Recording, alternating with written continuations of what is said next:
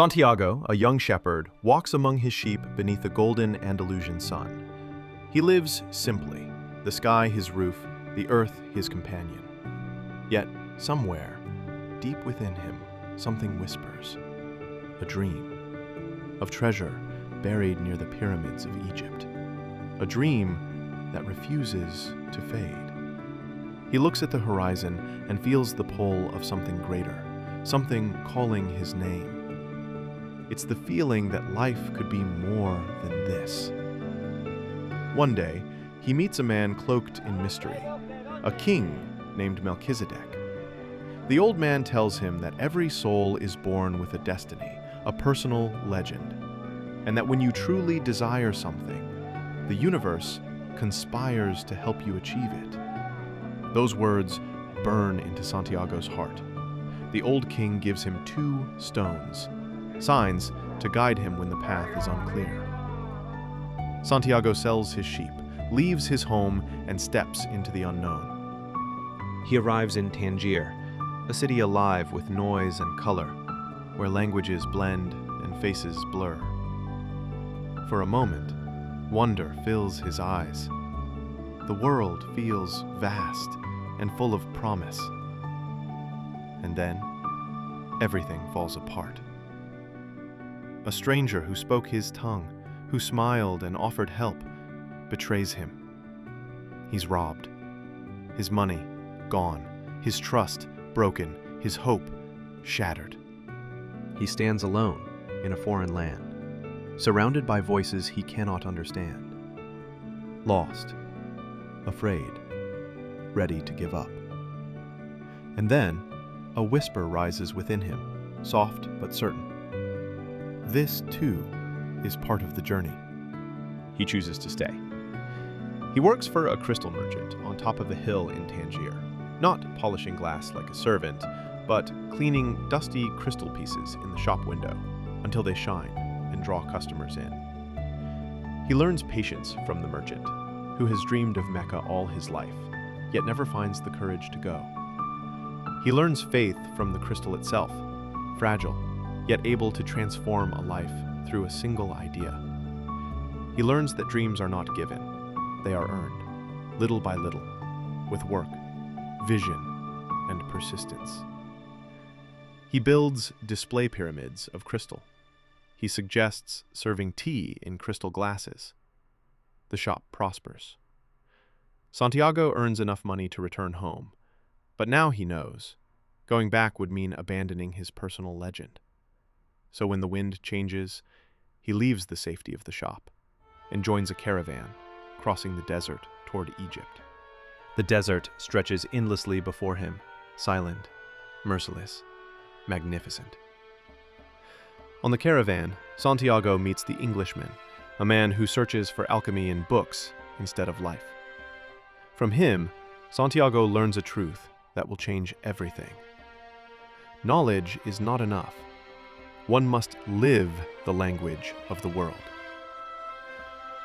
When they reach the oasis, Santiago meets Fatima, a woman whose eyes hold the quiet of the desert. He loves her at once, and for the first time, he feels the temptation to stop walking and let love be the treasure. Fatima does not ask him to stay.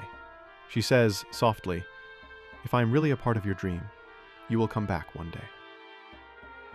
In the desert, at night, a rider in black appears, a falcon on his shoulder, a sword in his hand. The blade touches Santiago's forehead. He is afraid, but he does not run. And that is enough for the alchemist. He teaches the boy without speeches as they cross the desert together. True alchemy is not about turning lead into gold, but fear into clarity. When the heart speaks, he says, the universe listens. To read the omens, to trust the desert, to listen to the wind. Days become nights, and the desert becomes his teacher. He learns that silence speaks, that the fear of suffering is worse than the suffering itself, that every grain of sand has a purpose, just as he does. And when danger surrounds him, When men with swords demand a miracle, Santiago must do the impossible: become the wind. He closes his eyes, listens to the desert, the sky, the soul of the world. And in that moment, he dissolves into the sands and the air.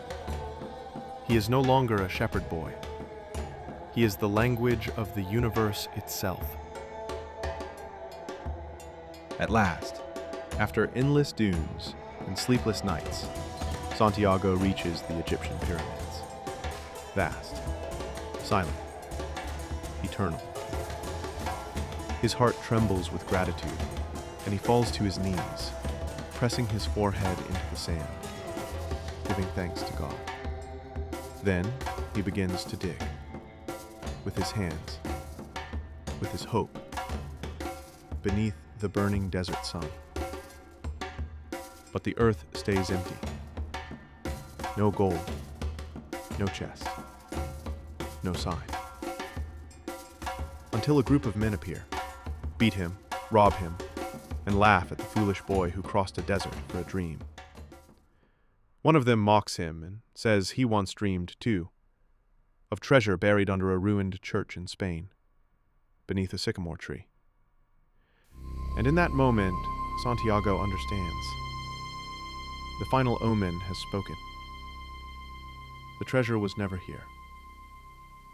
It has been waiting where his journey first began. Santiago returns home. Beneath the old sycamore tree beside the ruined church, he digs once more. And this time, his hands strike wood. A chest, filled with gold and jewels. He laughs, tears falling into the soil, because now he understands. The gold was only a symbol. The real treasure was the journey, the love he found, the fear he conquered, and the truth that every dream is the universe whispering its purpose. As the wind brushes his face, familiar, gentle, Santiago smiles. The treasure is found, but his heart is not done traveling. He looks to the horizon and whispers to the desert, "I'm coming, Fatima."